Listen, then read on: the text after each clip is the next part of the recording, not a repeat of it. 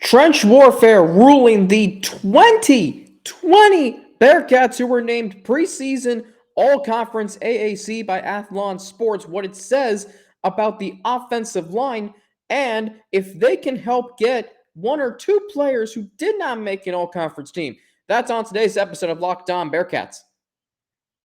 Our Locked On Bearcats, your daily podcast on the Cincinnati Bearcats, part of the Locked On Podcast Network, your team every day.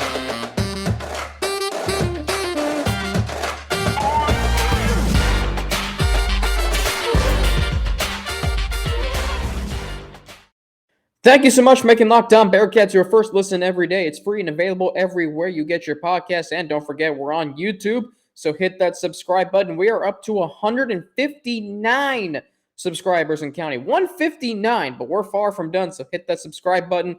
And you can also follow us. You can get an alert every time a new episode drops. You can also like and share a comment on today's video. If you're downloading from an audio platform, whether it be Apple Podcasts, Spotify, Stitcher, or wherever you get your podcast, don't forget to hit that subscribe button there too.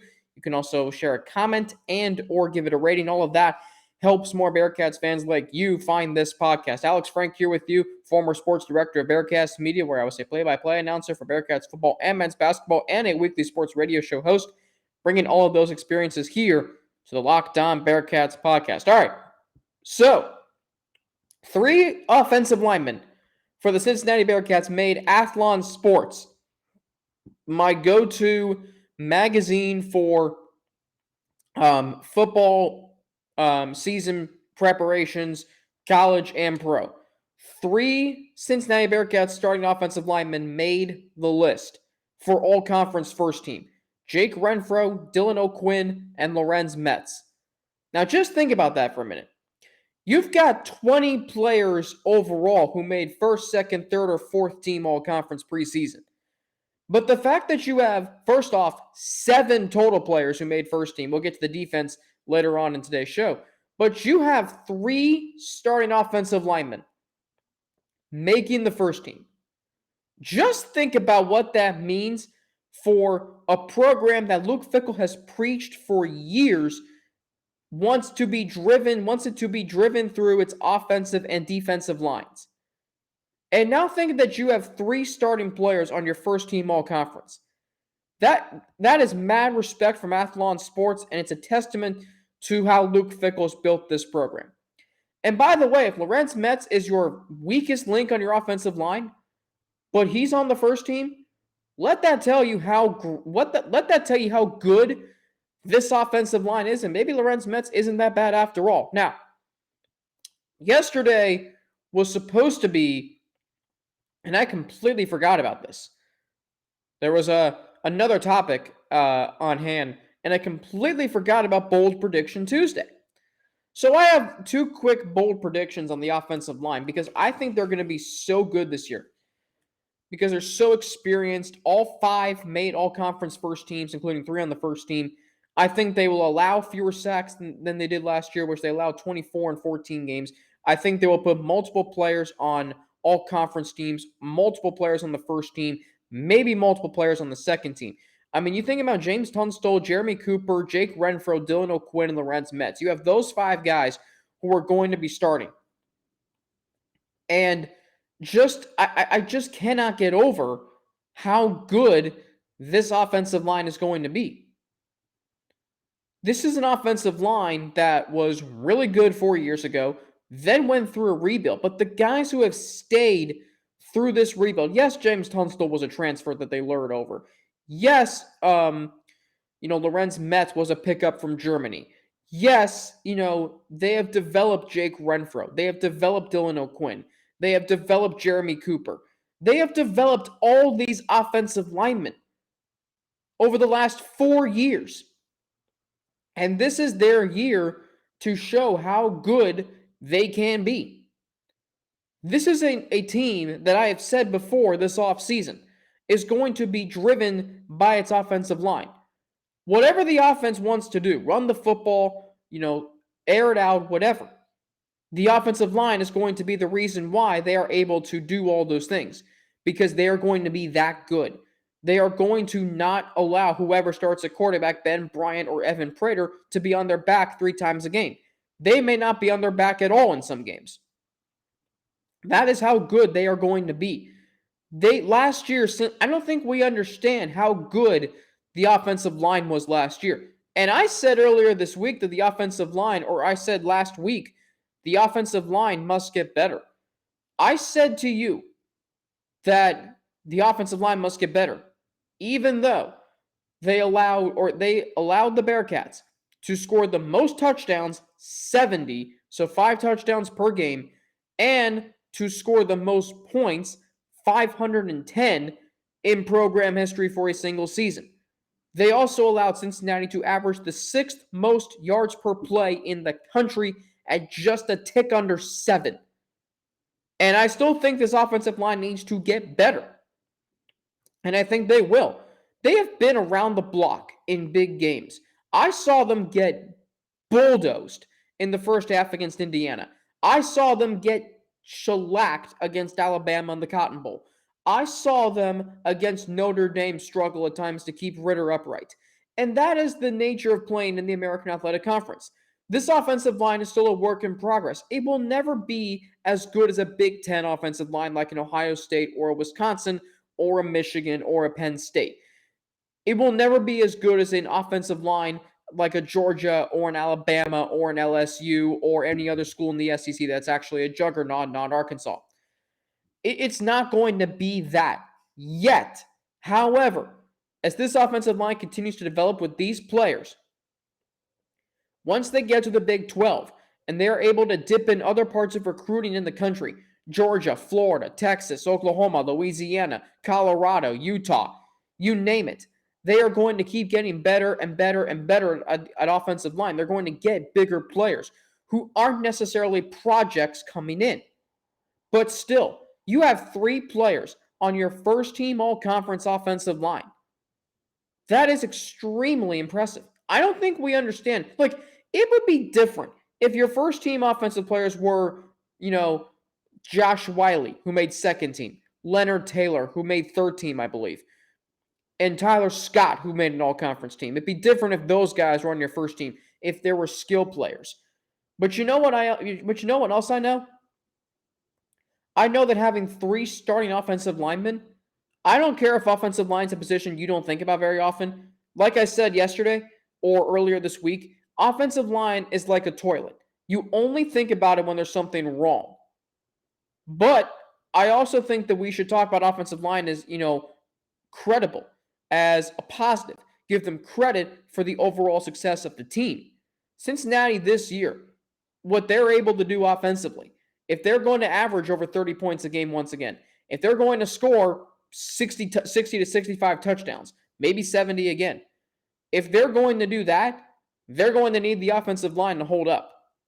Remember when the LA Rams were good in 2018? I vividly remember reading this article on NFL.com. So the LA Rams 2018 first 4 games of the season, their offense was unstoppable. I said that they were like a well-orchestrated symphony, and that was when Jared Goff was a top 10 quarterback. There was an article, though, on NFL.com that talked about the unsung heroes, the Rams' offensive line, that included guys like Andrew Whitworth, Roger Saffold, Havenstein, those players. The offensive line of the LA Rams, Corbett, I believe, was a part of that. Austin Corbett was a part of that offensive line. The Rams' offensive line was the reason why they ultimately were able to have as much success as they did. If you're trying to build that here in Cincinnati, if you're trying to build a program that's going to be well-balanced, with running and passing, you've got to have your offensive linemen. And the fact that 3 made it the first team all-conference for the preseason, and the fact that, 2 others made other conference teams, all 5 starters are getting all-conference preseason recognition, my goodness, what a testament and what a job and what a credit to Luke Fickell and the job that he has done building this program with his offensive line. So up next, we'll go to other all-conference team highlights. There are some risers. There are some, just really Athlon Sports giving the Bearcats a lot of respect for what they've done in recent years. I'll touch on that next, but first I got to tell you about BetOnline because it is your number one source for all your betting stats and sports info. You can find all the latest sports developments, news, and odds, including this year's basketball championship matchup. I cannot wait for Game 3 tonight of the NBA Finals, the NHL Hockey Conference Finals. At the time I recorded this, the Rangers had not played Game 4 against Tampa Bay, so I don't know if they were going to be up 3-1 or tied 2-2, but Colorado, my goodness, they are just running away right now. Seems like in every series. You can also get Major League Baseball and, of course, all the latest fighting news from MMA and UFC to boxing. BetOnline is your continued source for all your sporting wagering information, including live betting, esports, and more. Head to the website today or use your mobile device to learn more about the trends in the action. BetOnline, where the game starts. Hey, we have an important favor to ask you here at Locked On Podcast. So we put together a survey so we can learn more about listeners just like you and make your favorite Locked On podcast even better. So this is your opportunity to tell us what you like and what you don't like about Locked On Podcasts. So go to lockedonpodcast.com/survey right now to get started. It won't take very long, and everyone that completes the survey can qualify for a chance to win one of 10 $100 Ticketmaster gift cards. So to take our audience survey, go to lockedonpodcast.com/survey. Thank you for your help. Alex Frank here with you, Locked On Bearcats on a Wednesday, June the 8th of 2022. Russ Heltman going to be on this show tomorrow, my now colleague at All Bearcats and all things Bearcats, Sports Illustrated, you name it. So 20 total Bearcats made all-conference teams. 7 of them on the first team. Defensively, and this is another really impressive list of players. So you've got 7 total players on the first team, 4 of them on defense. And those, 3 of them. We have a special teamer on first team as well. So your defense first team, Malik Vann, Deshaun Pace, Arquan Bush. Now, something I just realized is this.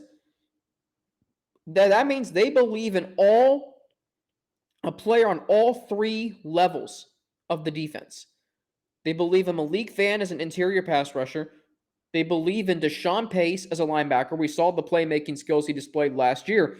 And they believe in Arquan Bush is going to take a big step forward this year because he's going to assume a CB1 position with the loss of Sauce Gardner and Kobe Bryant.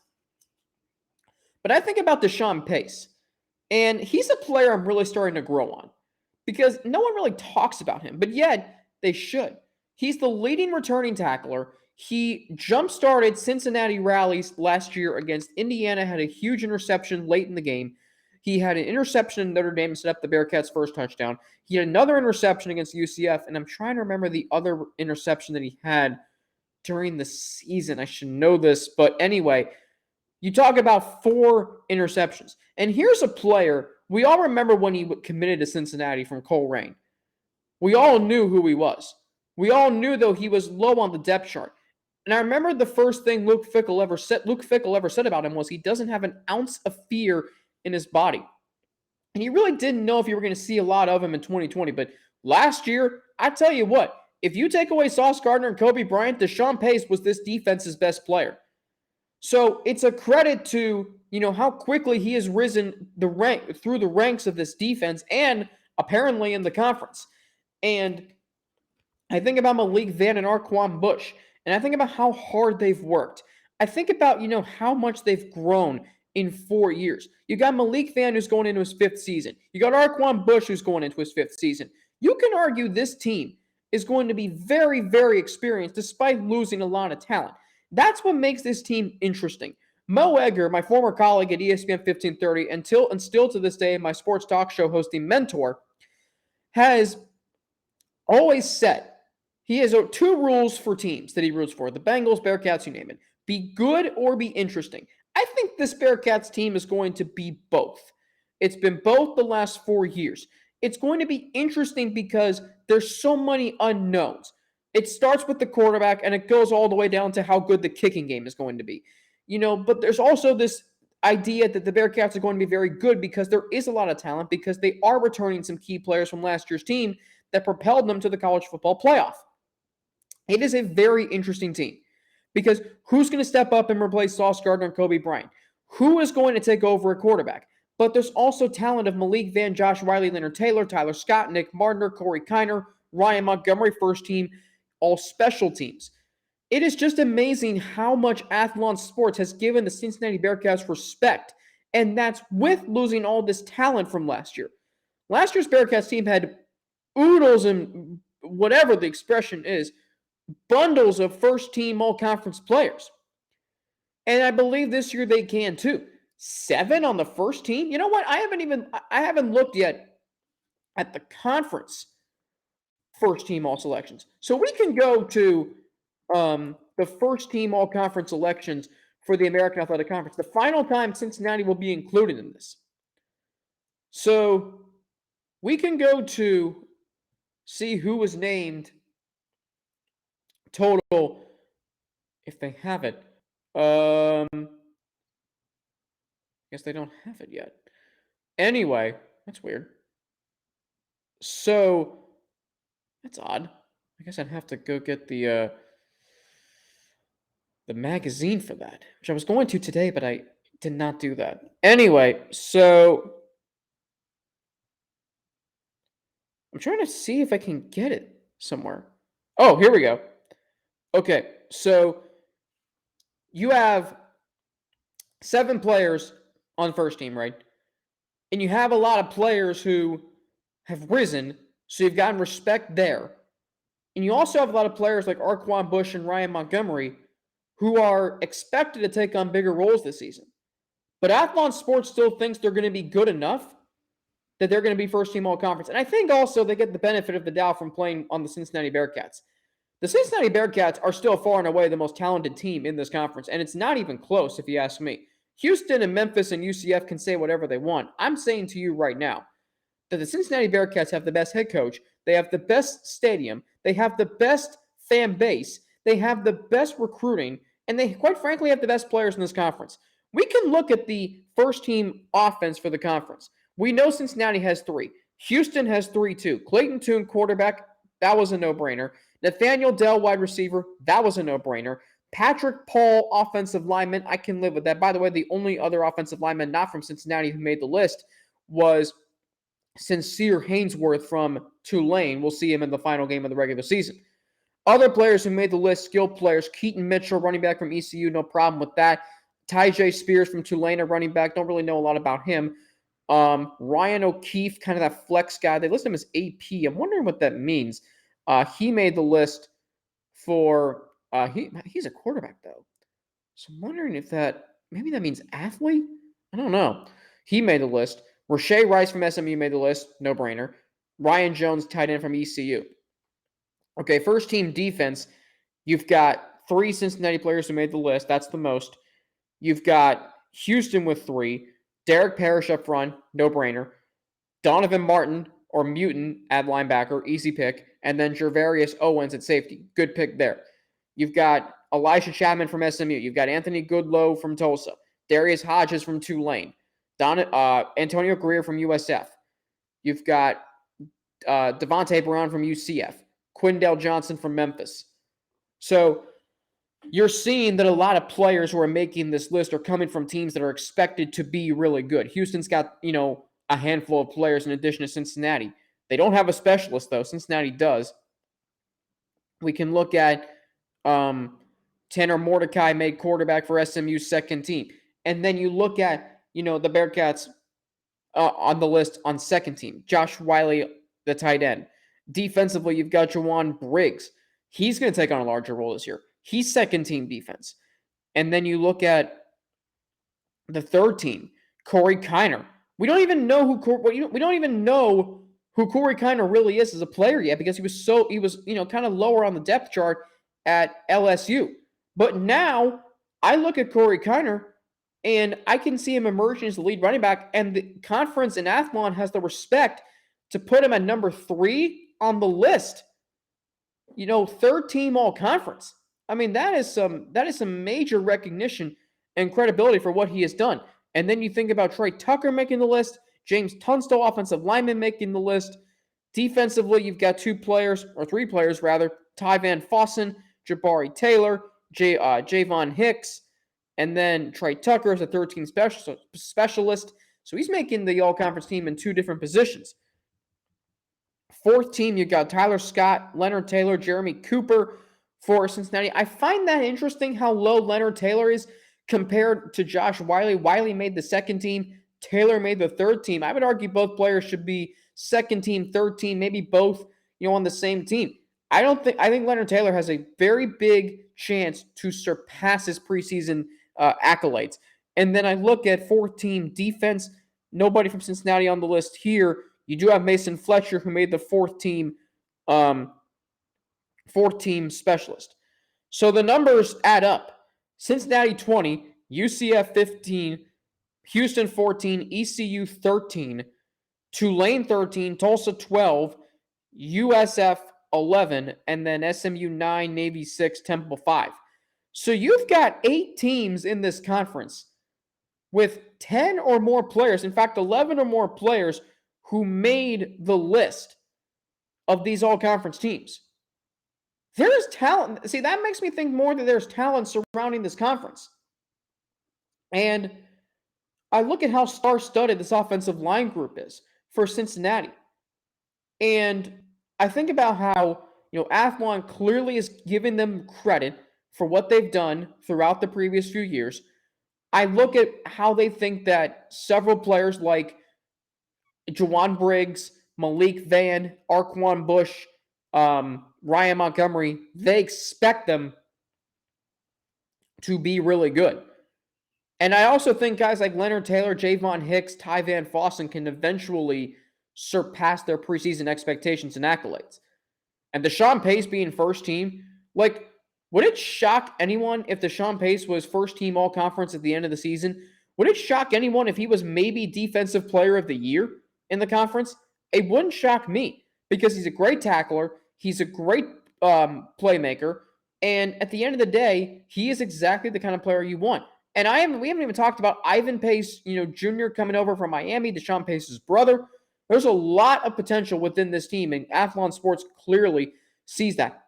And coming up, offensive line, which is ruling these all-conference elections, they can help Evan Prater and Ben Bryant potentially make an all-conference team. We'll get into that next, but first, I got to tell you about Built Bar, because don't you just love a chewy chocolate brownie? What about a caramel brownie with caramel swirled on top?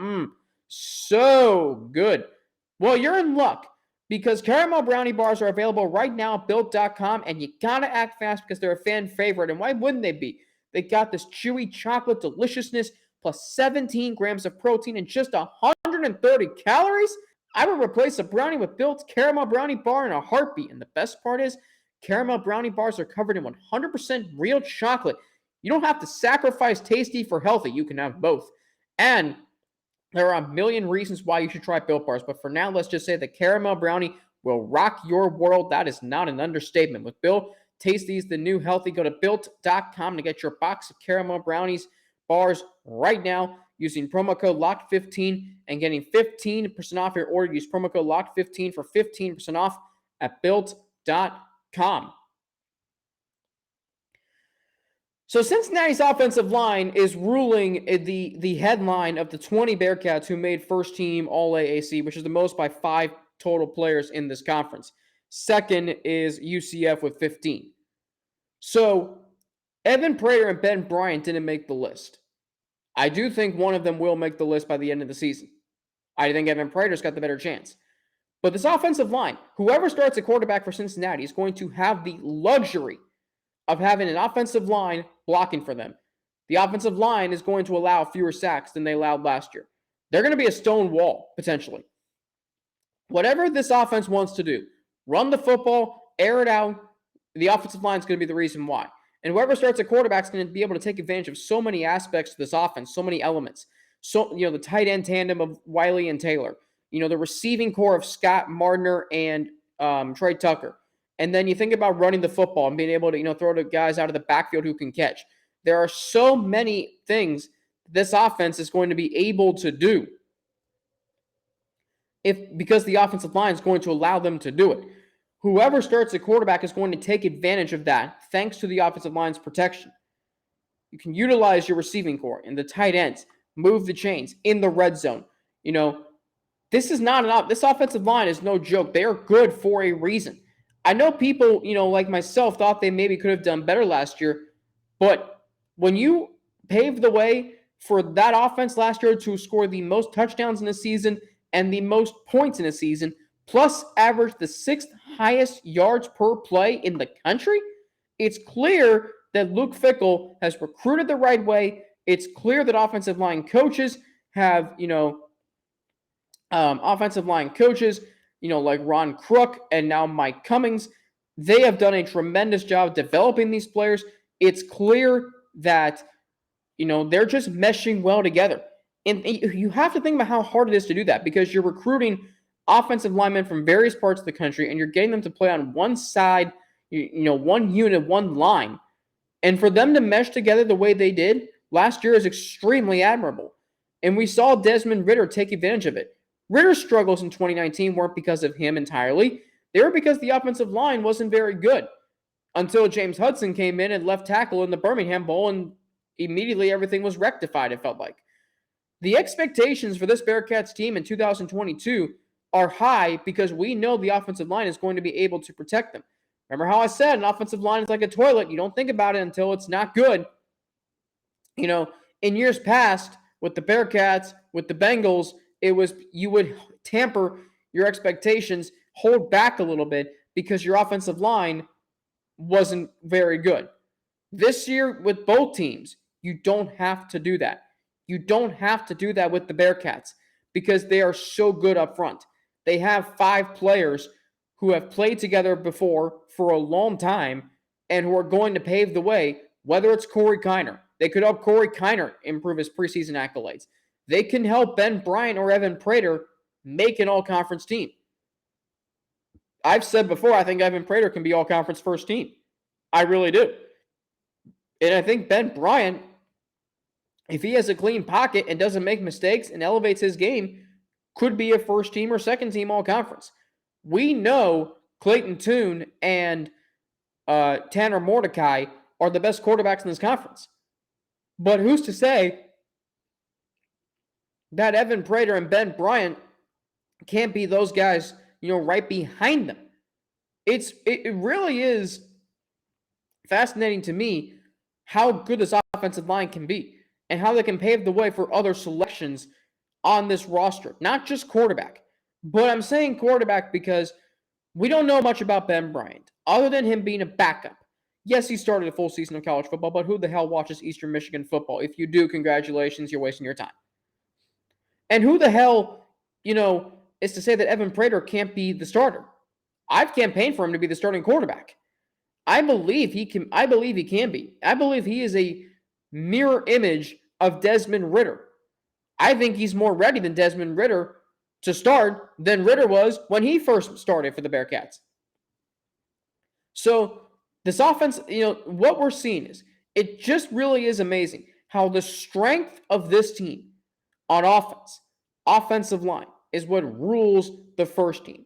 You have 3 offensive linemen on the first team. That's extremely impressive.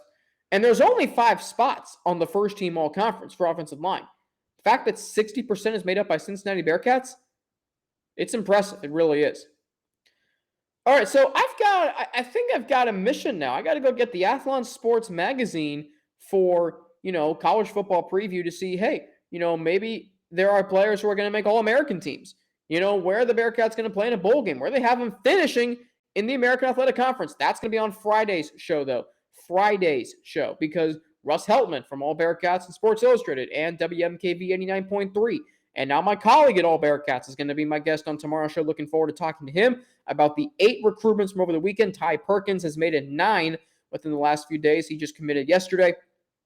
3-star from Ironton, Ohio. So we're going to take a look at that. We're going to have some fun tomorrow. And we're rolling right along here in this offseason, keeping it at 5 days a week. Hit that subscribe button on YouTube, on the Locked On Bearcats YouTube channel. And you can also like and share a comment on today's video. You can also follow us to get an alert every time we drop a new episode. You can also download our podcast, Locked On Bearcats, from an audio platform, Apple, Spotify, Stitcher, or wherever you get your podcasts. Hit that subscribe button there too. You can also share a comment and or give it a rating as well. You can follow me on Twitter at Frankie_90 with 2 N's and NATI. You can follow me on Instagram, AlexFrank9_, and you can also email me at alex3frank@gmail.com with your questions, comments, or concerns, and they will be addressed right here on the Locked On Bearcats podcast, where we thank you for making it your first listen every day. Now make your second listen to the Locked On NBA Big Four podcast with Rafael Barlow, Richard Stamen, Sam Ferris, and Leif Thulin. They give fans an in-depth look into the biggest prospects, the latest player rankings, and of course, big boards. Follow Locked On NBA Big Board every day on the Odyssey app, YouTube, and wherever you get your podcasts. I'm Alex Frank for the Locked On Bearcats podcast. I'll talk to you tomorrow with Russ Heltman of All Bearcats, my colleague at All Bearcats. Looking forward to that. Until then, have a great rest of your Wednesday. Enjoy Game 3 tonight of the NBA Finals. I am going to pick the Celtics to win. I'm going to go on a limb. I'm going to pick the Celtics 105-98.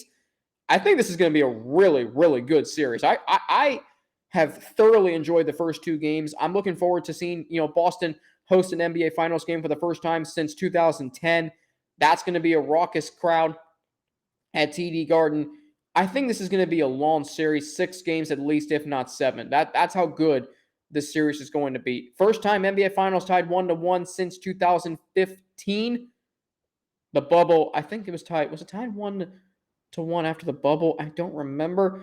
Anyway, first time that I know of since 2015 in a normal NBA season that it's tied 1-1.